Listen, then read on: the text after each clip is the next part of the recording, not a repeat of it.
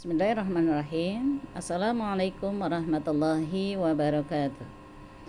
Untuk lebih memahami lagi tajwid dan juga makharijal huruf beserta tanda-tanda waqaf, kita bahas kembali kelanjutan ilmu tajwid kita tentang tanda-tanda waqaf. Yang pertama, tanda waqaf itu mim berdiri atau disebutnya dengan waqaf lazim. Mim seperti ini artinya harus berhenti, harus mutlak, sama dengan mutlak. To, apabila dalam Al-Quran ada tanda to namanya waqaf mutlak, maka waqaf mutlak ini sama dengan waqaf lazim, harus berhenti, mutlak berhenti. Kemudian tanda jim yaitu waqaf jaiz, artinya boleh berhenti, boleh lanjut, boleh tidak. Kemudian zai itu waqaf muzawwaj. Waqaf mujawaz boleh berhenti, sama dengan al-waslu aula sol. Waqaf murakhas yaitu boleh berhenti sol. Kemudian kif atau qil yaitu singkatan dari al-waqfu aula. Al-waqfu aula artinya berhenti lebih utama. Kemudian tanda waqaf yang selanjutnya adalah sol. Sol itu adalah al-waslu ula atau al-waslu aula, disambung lebih utama. Kemudian qaf kila dikatakan alaihil waqfu, dikatakan boleh waqaf. Yaitu yang selanjutnya adalah la. La itu artinya adamul waqfi atau la mahalil waqfi. La ini la mahalil waqfi ya. Tidak boleh berhenti. Kemudian kaf, demikian seperti waqaf sebelumnya. Kalau sebelumnya la berarti kaf ini adalah sama dengan waqaf sebelumnya. Kemudian tanda bundar ini berarti seperti waqaf mutlak, karena biasanya tanda akhir ayat diberi tanda ini di tengahnya nama ayat atau huruf untuk ayat. Kemudian ain, tandanya seperti ini adalah tanda rubu atau akhir surat. Bahasan satu ain, kalau kita bilang satu ain. Selanjutnya adalah tiga titik dalam dua tempat. Jadi dua tempat yang kedua-duanya adalah titik tiga seperti ini ya. Ini namanya waqaf waqaf mu'anaqah, yaitu waqaf mu'anaqah itu bila berhentilah pada salah satu tanda tersebut, jangan pada kedua-duanya.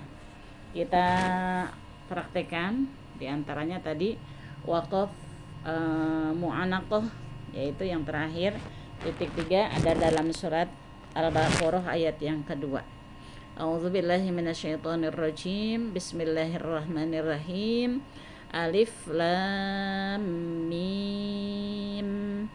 Dzalikal kitabu la raib fihi hudal lil muttaqin. Boleh seperti Dzalikal kitabu la raiba fihi hudal lil muttaqin. Boleh. Jadi boleh berhenti di salah satu tanda tersebut, namanya waqaf mu'anaqah. Tapi tidak boleh diberhentikan di keduanya. Dzalikal kitabu la raib fihi hudal lil muttaqin. Nanti maknanya pun akan kurang kita pahami. Yang selanjutnya adalah waqaf la. Tadi la adalah adamil waqfi, karena di sini waqaf akhir ayat, tanda bundar yang ada seperti ini ya. Tanda waqaf ini, makanya la juga memang tidak boleh berhenti, tapi lebih utama akhir ayat. Jadi boleh diberhentikan. Lil muttaqin. Kalau la di akhir ayat boleh kita ambil tanda yang memang bundar tadi ya, seperti waqaf mutlak, tanda bundar.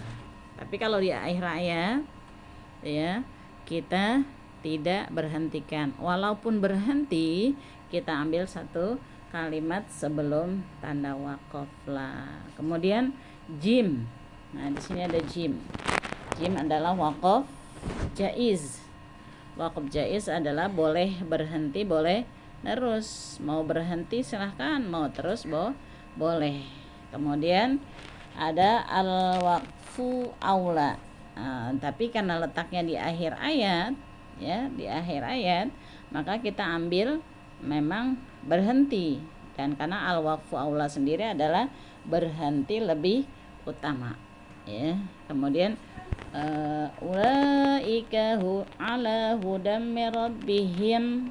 Di situ kita tidak boleh berhenti. Kalaupun berhenti, kita ulang lagi, ala hudam mir rabbihim wa ulaika humul muflihun. Gitu. Jadi kita ambil ayat satu kalimat sebelum tanda la. Kemudian kita lihat kembali, ya, tanda yang ada di tanda tajwid tadi. Di antaranya ada al-waqfu aula, berhenti lebih utama. Di sini berhenti, ya. Contohnya, khatamallahu ala qulubihim wa ala sam'ihim wa ala absarihim ghishawatun wa lahum azabun azim.